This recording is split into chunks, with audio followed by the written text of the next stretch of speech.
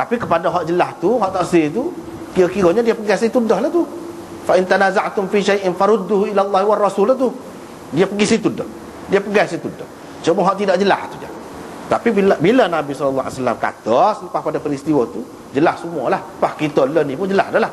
Tak ada keliru dah lah. Gitu. Tak apalah.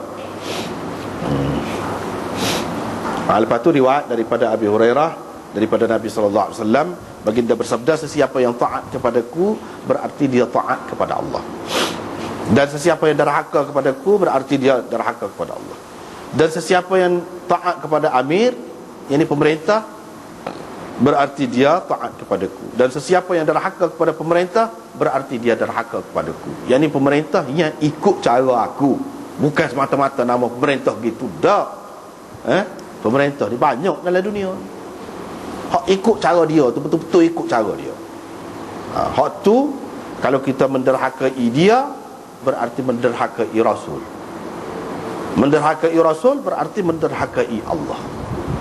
Sebab Rasul dia tidak akan rakyat, dia tidak akan hukum, dia tidak akan memerintah mengikut cara selain daripada hak Allah redha. Kalau pemimpin tu ikut Rasulullah, bermakna ikut hak Allah lah juga. Hak tu lah. Sebab tu dia kata jujur gitu. Sesiapa yang taat kepadaku berarti dia taat kepada Allah. Banyak perkara kan dalam Quran ni, masalah politik, masalah pemerintahan, masalah hukum, hakam, banyak perkara tidak jelas seperti yang disebutkan dalam hadis. Dalam hadis tu hak Nabi sallallahu alaihi wasallam buat tu, hak tu dia kaitkan dengan diri dia tu. Mana pemerintah kemudian untuk mendapat penjelasan tentang hukum Allah, dia kena ikut sunnah, dia kena tengok sunnah Rasulullah sallallahu alaihi wasallam.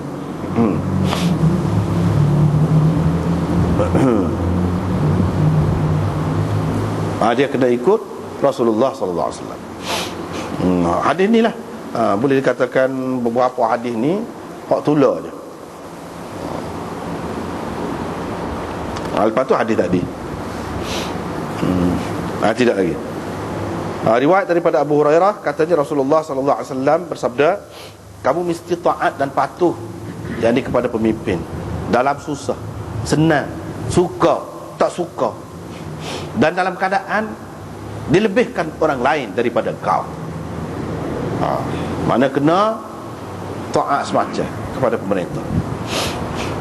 Suka ke tak suka ke, senang ke susah ke, kena ikut pemerintah. Itu caranya arahan Nabi sallallahu alaihi wasallam kepada orang Islam yang menjadi rakyat. Ia menjadi rakyat. Lagu ni lah rakyat yang dikehendaki. Kita suka tak suka, senang susah tu, selagi dalam batas agama, dalam batas makruf, hak asasnya hak tadi,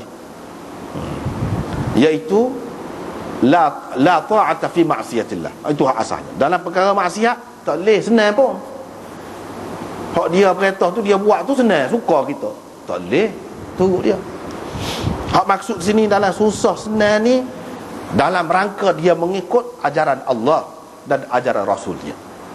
Susah senang kena terima, kena patuh semacam. Tak boleh sungguh tu berdosa tu. Bobel lagi lah. Kalau nak berontak lagi lah. Kalau nak guling lagi lah.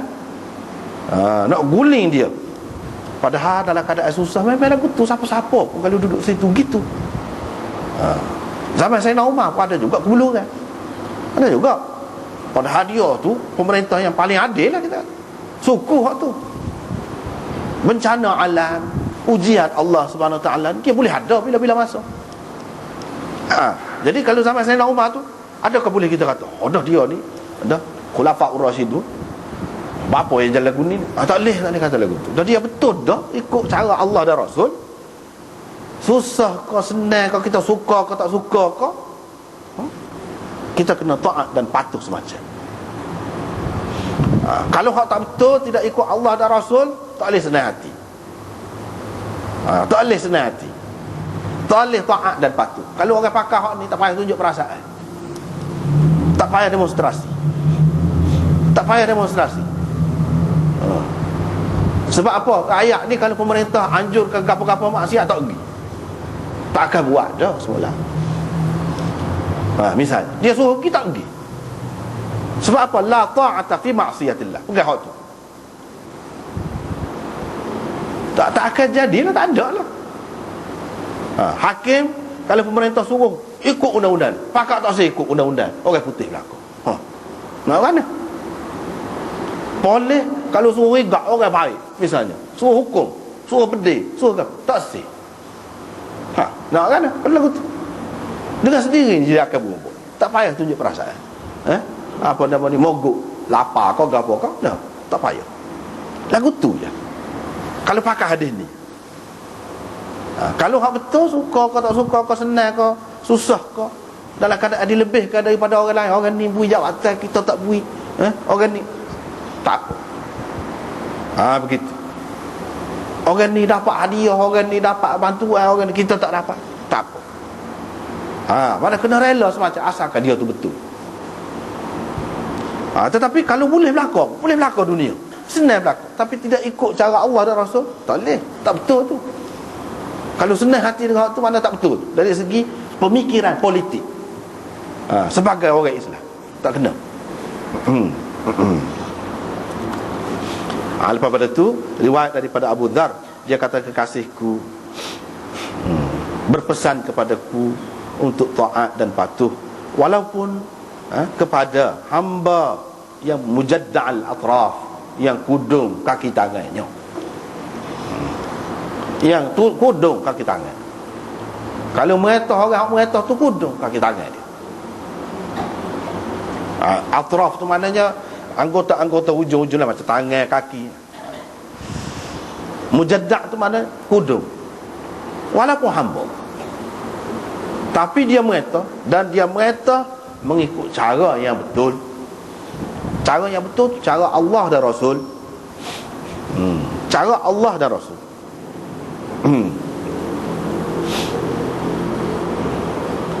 Kena taat. Daripada sinilah ulama-ulama yang mengatakan khalifah tidak syarat Quraisy. Antara hadis yang mereka pegangnya, hadis-hadis lagu ni lah, tidak syarat Quraisy. Sebab Nabi SAW dalam hadis hak lain, dia sebut abdan habasyian. Jadi kalau Habasyi itu tentulah bukan Quraisy, hamba Habsyi. Nabi SAW suruh patuh semacam. Kalau Quraisy itu menjadi syarat, apa dalam hadis-hadis ni dia ada sebut. Lepas tu hamba ni boleh jadi khalifah kah? Taklah, hamba ni berdasarkan hak dulu lah boleh jadi sejarah dia dulu jadi hamba. Sebab Nabi Yusuf tu lah pernah dijual ke apa kan, begitu. Lepas tu jadi pemerintah. Bila dia jadi pemerintah dengan betul dia buat maka kita kena tu dia. Inilah asasnya kepada orang yang katakan tidak syarat Quraisy. Bagi orang yang kata syarat Quraisy itu, hadis-hadis ni dia takwil lah. Takwil lagu mana? Bukan khalifah ni, dia jadi ketua hak lain, bahagian lain. Ketua pasukan tentera ke, paling tinggi kita kata Perdana Menteri ke, misalnya.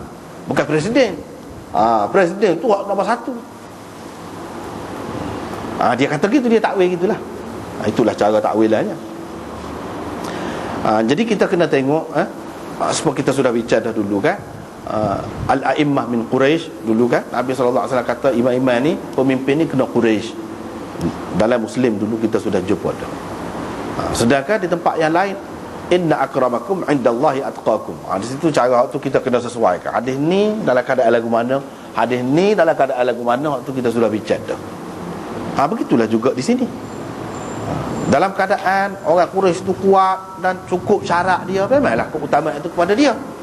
Tapi dalam keadaan Quraisy tak tahu mana dah,